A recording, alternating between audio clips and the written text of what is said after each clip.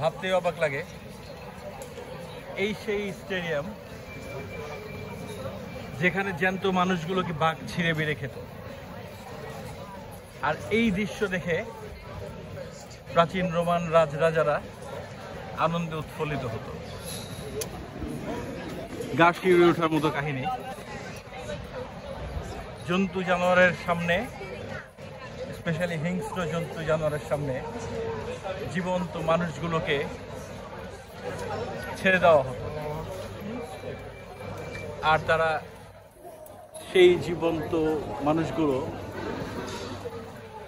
হিংস্র প্রাণীগুলোর সঙ্গে প্রাণপণ লড়াই করে টিকে থাকার চেষ্টা করত। শেষ পরিণতি হতো মৃত্যু। সেই দৃশ্যগুলো দেখেই তারা আনন্দে উৎফুল্লিত। এই হচ্ছে হিস্ট্রি। সেই রোমানরা এক সময় হয়ে উঠেছে পৃথিবীর সভ্য একটা জাতি। যাক, দেখার সৌভাগ্য হলো, সবার সঙ্গে শেয়ার করবো।